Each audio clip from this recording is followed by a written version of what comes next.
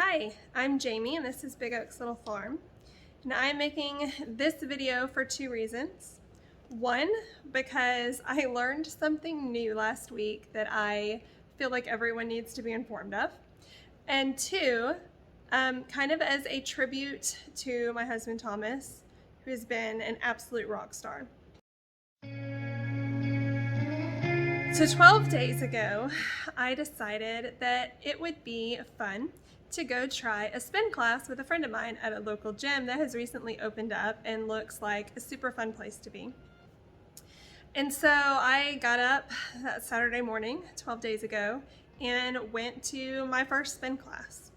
Now, I haven't done a lot of cardio recently. I've been doing things like planks and a few squats and things like that, but no like significant workout. I used to run half marathons, but then I bought a dairy cow, and so now instead of running in the mornings, I milk a cow. But they were offering a deal where you can come try out a class for free, and I thought, why not? Thomas is home this morning, I'll go try this spin class.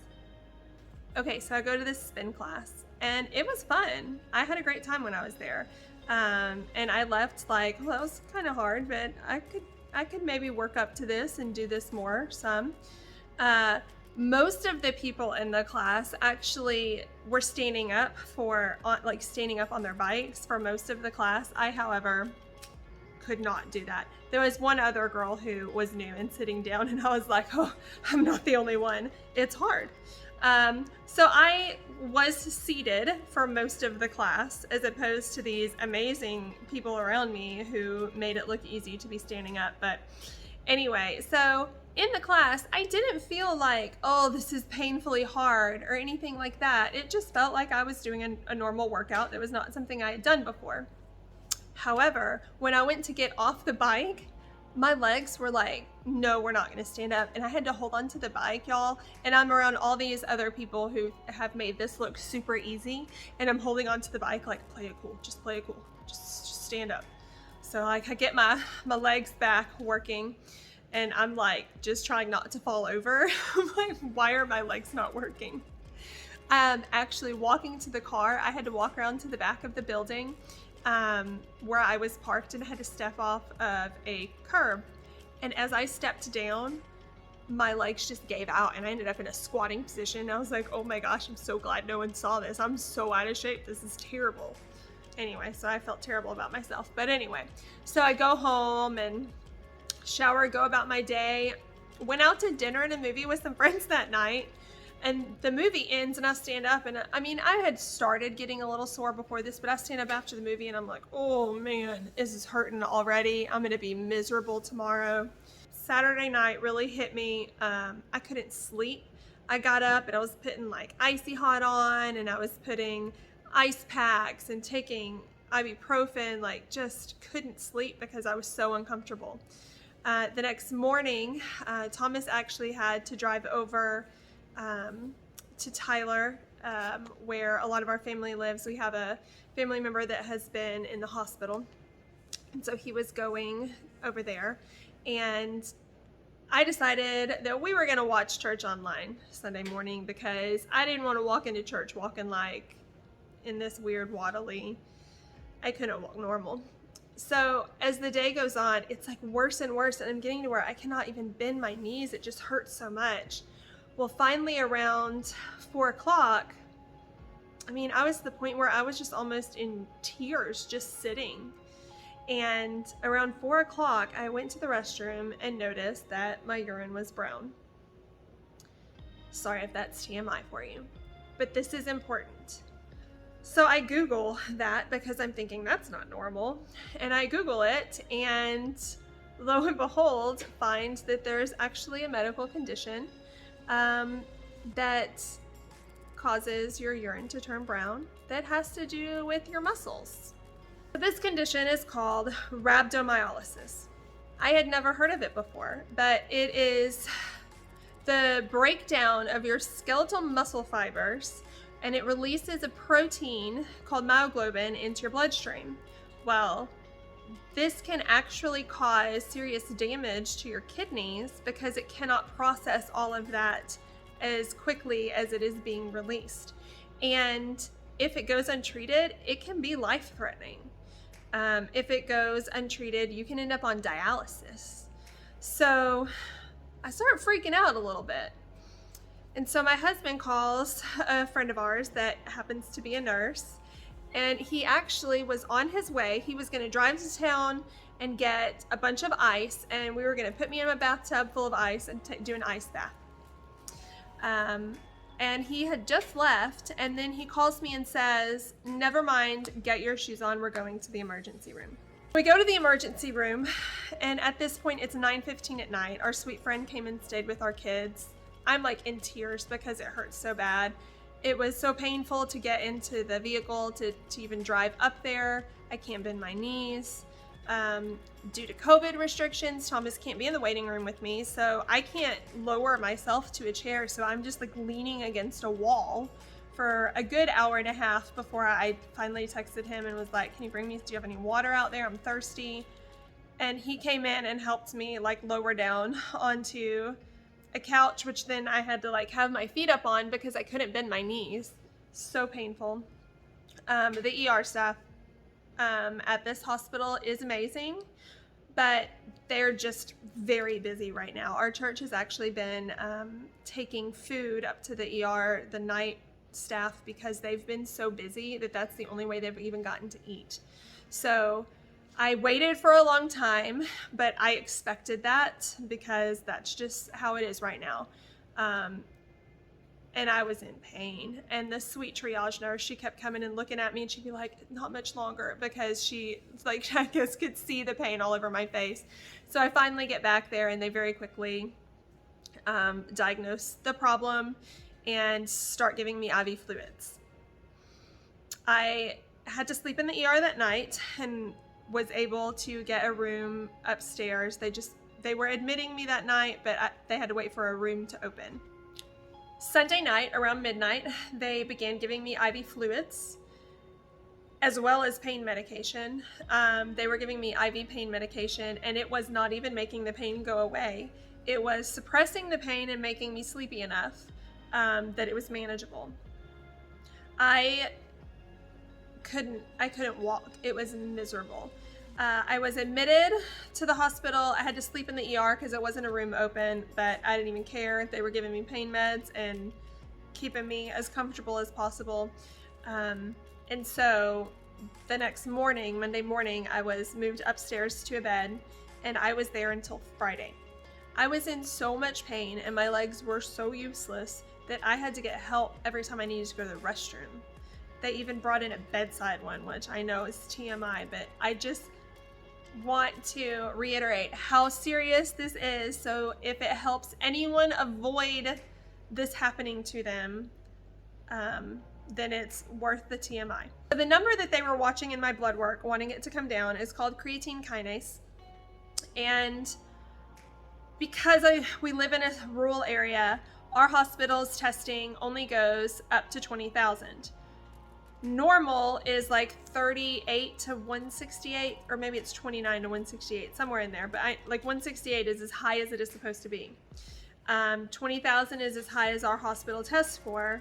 And so every day I was getting results back that just had a more than sign, 20,000, more than 20,000, more than 20,000.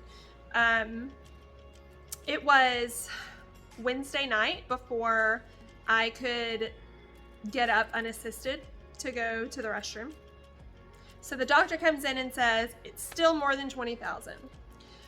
So what they decided to do, they consulted with a nephrologist in Dallas, and they were going to send blood samples to him that morning at 2 o'clock and the next morning to see if the levels of CK were going down. So I waited and I prayed and was just hoping that that CK number was going to show a drop enough that they would let me go home, because I missed my babies. They couldn't come see me because COVID. Thomas was the only one that could come see me. So doctor comes in Friday morning, and my results from the Thursday afternoon before, my CK number was 53,000. So this was Thursday, 53,000 after having fluids 250 ml of fluids pushed through me per hour. Since Sunday, my number was still 53,000. And the test from Friday morning was 32,000. So 20,000 drop overnight was pretty significant. And so they let me go home. However, I still had to follow up. Today I went and had blood work done, so we'll get those numbers and hopefully everything will be getting closer to normal. I have to drink at least 5 liters a day. But here's the thing, I can walk around some now, but my legs are not the same. If I'm standing up for too long, I feel like my whole body's shaking. It takes so much effort to walk around, and it's getting a little bit better every day, but he told me it'll be at least a week. Don't lift anything for at least a week, but it could be more. And I've gotten on Facebook pages that are just like rhabdo support recovery groups. And I mean, some people go months with symptoms. So I'm really praying that it doesn't happen that long. But the thing is, when you have a farm, it still has to run. So Thomas has been getting up and milking the cow, which is normally my job, and I love that being my job, and I miss it. He's been getting up and milking the cow, getting the 4 kids that go to school ready for school, feed them breakfast, pack their lunch, get them to school. Our oldest 2 kids, Nate and Ada, have done a great job helping taking care of the animals in the morning so that he doesn't have to do that all by himself.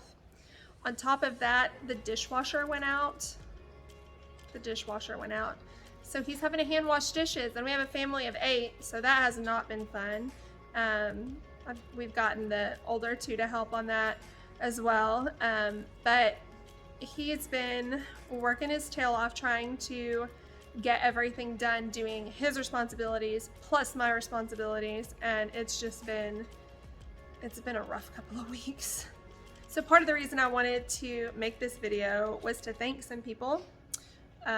We have had sweet people from our church bringing meals over so that we didn't have to cook, which has been a huge blessing.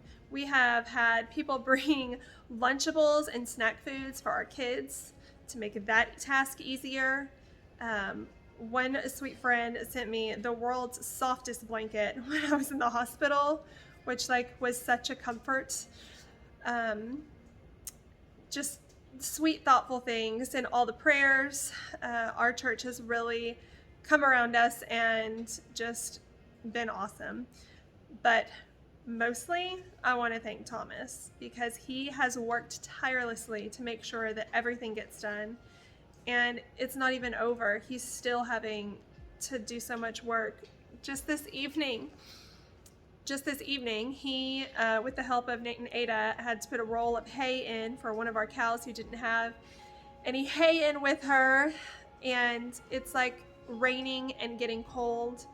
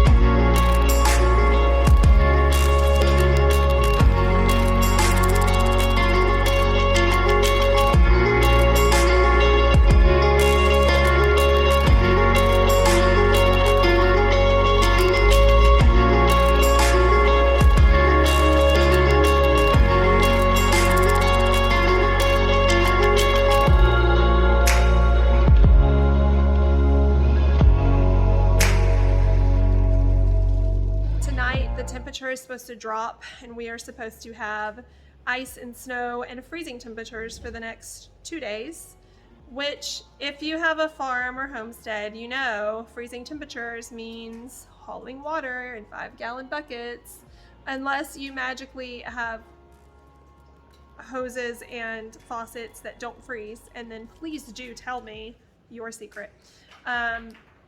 because he's going to be doing that by himself because I can't do it. I physically can't do it. It's very frustrating. I'm a doer. I'm always on the go, always on the move, and it's been very hard to be sitting. So anyway, thank you, Thomas. You are a rock star. You are amazing. Couldn't ask for a better husband. All right, so moral of the story, research rhabdo. If you are going to do a new workout that is going to be hard, drink a ton of water. Do not drink coffee that morning. Drink a lot of water, and not just that day, the day before and the day after. Just drink lots of water so that you can hopefully avoid this miserable experience.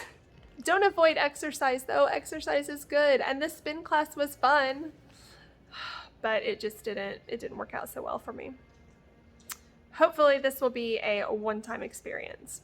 That's all I had to say. Just wanted to inform people that don't know about rhabdo so that they can possibly avoid that in the future, and wanted to thank all the people that have made the last 2 weeks easier than they could have been.